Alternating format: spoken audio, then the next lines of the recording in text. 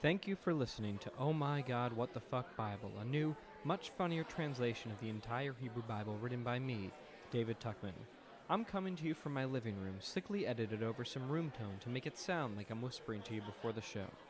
If this is your first time listening, don't worry. We just started Exodus, so you can jump right in. If catching up first is more your thing, you can try the first 4 Just the Bible Bits episodes of the show, which will speed through all of Genesis. Or you can listen to the massive playlist on SoundCloud at soundcloud.com/OMGWTFBIBLE. Every month on the show, a guest joins me at a live event somewhere on Earth to read a portion of the Torah while I make fun of it. Then, I release it in weekly podcasts. You're listening to episode 23.2, the second installment of Shemot, which is what Jews call the first portion in the book of Exodus. My reader this time around is Mordechai Levovitz, Executive Director of Jewish Queer Youth. The next installment of Shemot will be out in a week. This time around, we get into it, reading the setup chapters in Shemot. If you want to join us for a live recording, I'll be reading the second portion of Exodus called Va'era in Hebrew at Beauty Bar in Manhattan on September 22nd at 8 p.m. Check out Facebook, Twitter, or www.omgwtfbible for more details. If you enjoy the show and have something you'd like to share, drop me a line at omgwtfbible@gmail.com. You might also want to consider signing up for the mailing list by clicking on the link in the rightmost column on the website. If you like the podcast, please rate and review it in the iTunes Store. It only takes a minute and really helps. Now, the recap. Previously, in the Bible, God created literally everything, including a guy named Yaakov who changed his name to Yisrael and had a ton of children. Enjoy the show. For thousands of years, we've been under the impression the Bible was meant to be taken seriously. Finally, a new translation that'll change all that. This is Oh My God, What the Fuck Bible. Reach out, touch faith. Chapter 2, in which things begin going very poorly, very quickly. Exodus 1:8 to 1:14. A new king rose over Mitzrayim. This guy never met Yosef. Because Yosef was dead. Behold, the new king said to his country, this here nation, the sons of Yisrael, are way bigger than us, and they're strong too. Let's be devious. I love it's like a Disney villain. Let's be devious. If they get even bigger and a war breaks out, they might join our enemies against us and leave. So apparently the anti-Semitic trope that Jews aren't to be trusted in their host countries has been going on since before there were Jews. Yes. The Mitzrayim set up tax collectors to punish the Israelites with burdens and force them to build the storage cities of Pitom and Ramses for Pharaoh. Ron Paul was there protesting. Yes. Despite their pain, the nation continued to grow and burst out of wombs. Straight out of womb town. Yes. The Israelites disgusted the Mitzrayim, who enslaved them with crushing labor and embittered their lives with hard work. They had to work with mortar, bricks, and do all the field labor. The Mitzrayim enslaved the Hebrews with crushing work. Yes. Got it. Yes, That's wow. chapter 2! I love it. That's chapter 3, in which Pharaoh comes up with the most sadistic plan he can, and I'm not exaggerating. Exodus 1:15 to 1:22. Pharaoh spoke to Shifra and Puah, 2 Hebrew midwives. I love it that Pharaoh has a relationship with the midwives of Israel. Yeah. It's very kind of down to earth. When you all right. Doulas.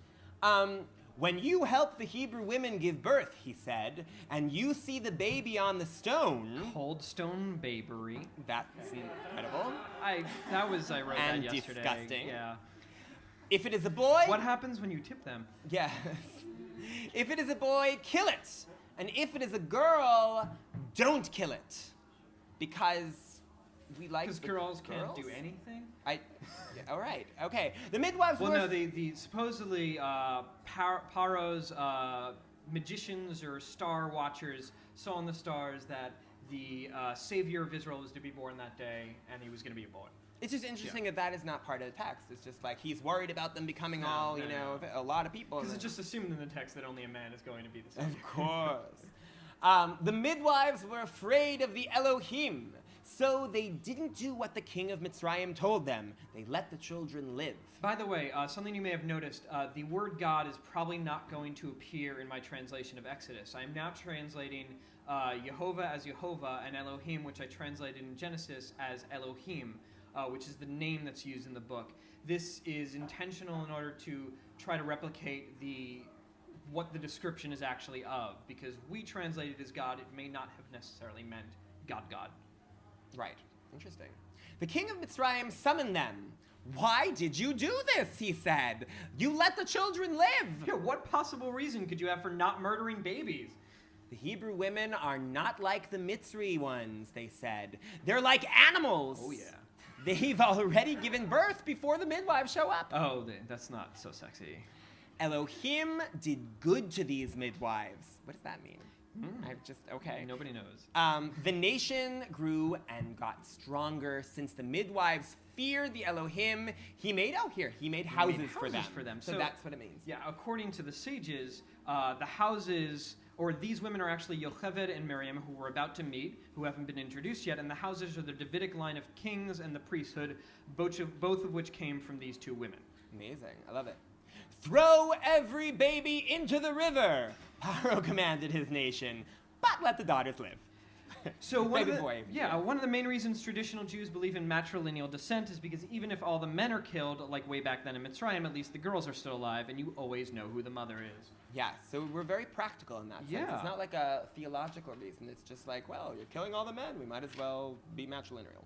All right. Chapter 4, in which a baby is placed in great danger in order to avoid even greater danger. Exodus 2:1 to 2:10.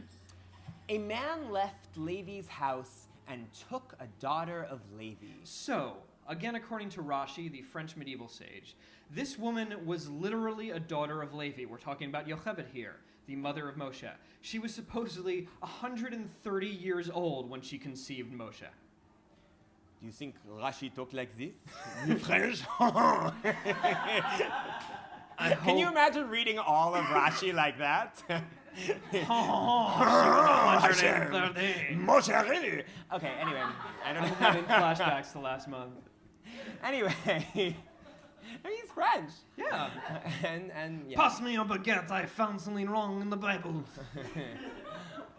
You stupid man. The woman got pregnant and had a son. Sure. She saw her son was good. Well, of course she saw her son was good. She's his mother. Yes. And hid him for 3 months. Ooh. She couldn't hide him anymore. Because babies start showing at 3 months. She took a reed basket and sealed it with clay and tar. She put the boy in it and put him in the reeds by the bank of the river. The boy's sister watched from afar so she would know what happened to him. Okay. Yes, that's nice. Paro's daughter went down to bathe in the river. Oh. Her girls walked along the bank. This is like a music video. Yeah. They saw the box in the reeds. She was played by Katy Perry. Everyone was offended. Totally. They saw the box in the reeds, so she sent her arm and took it. She sent her arm. There's an argument over whether the word here means her maidservant or her arm. So some sages actually think that she reached her arm out, and she sent her arm means her arm actually extended like Stretch Armstrong to reach the box. Wow. Right.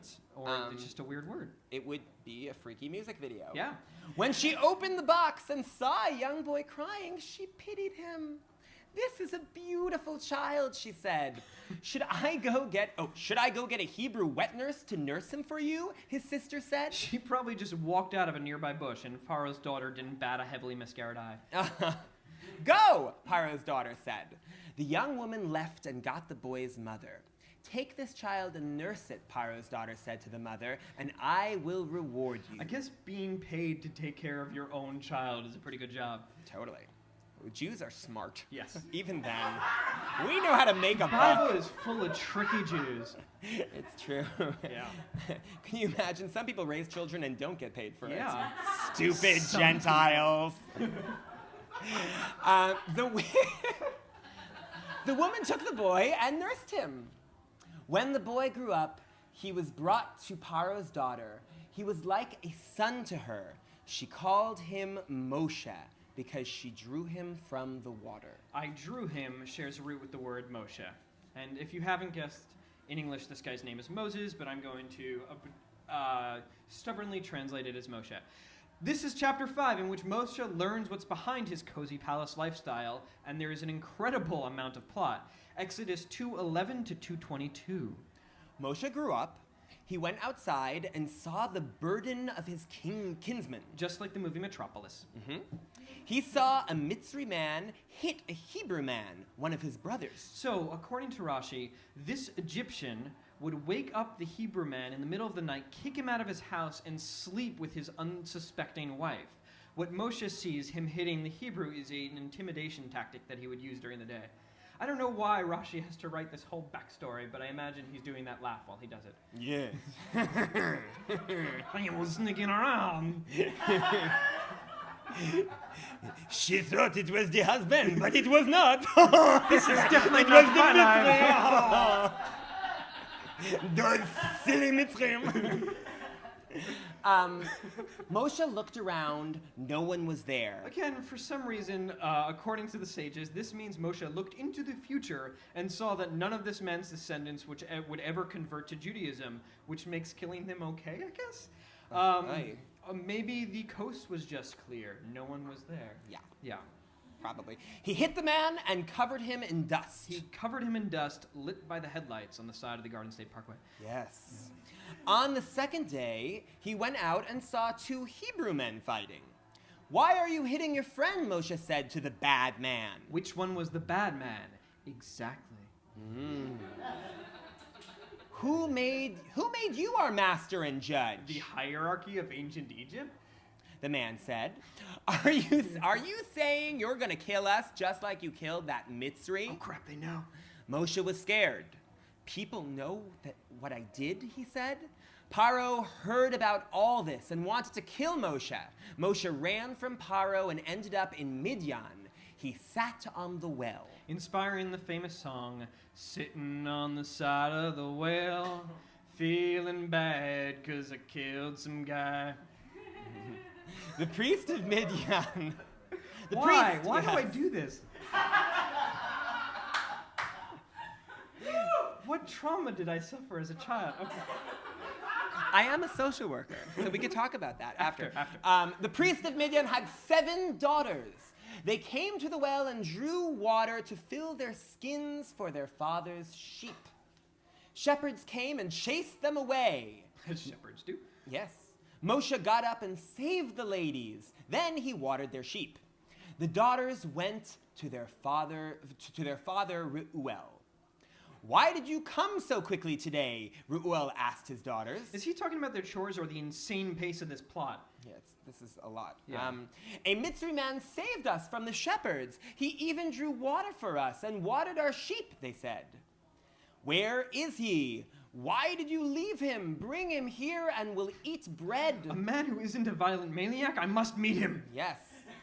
Moshe agreed to chill with the man, Reuel. Reuel gave his daughter Tzipporah to Moshe. That was fast. Yeah. They had a son. What? Okay. Okay. Moshe named him Gershom. That's like a great yeshivish name. Gershom? Because he said, Quit hiding that comic behind your Gemara. Right. Because he said, "I am a stranger in a strange land." Ger means stranger, by the way, and convert. Okay. Yes. That's chapter 5. Chapter 6, in which we check in on God for a minute. Exodus 2:23 to 2:25. Much later, the king of Mitzrayim died. The sons of Israel screamed and groaned from the work. Their moans rose up to Elohim, who heard their suffering and remembered the covenant he'd made with Abraham, Yitzchak, and Yaakov. Elohim saw the sons of Israel. Elohim knew. That's chapter 6. That's it. Join us next week for the next installment, released on Thursday on Juicy.com and Friday everywhere else. And remember, you can talk back to me on Twitter, Facebook, OMGWTFBIBLE.com, or OMGWTFBIBLE@gmail.com. If you like the show, please rate and review it on iTunes. The next live recording of Oh My God, What the Fuck Bible will be at Beauty Bar in Manhattan on September 22nd at 8 p.m. Be sure to tune in for the next installment, because next week in the Bible. Because when you are poor, you are dead. You have nothing. No baguette, no wine. With no money. Reach out.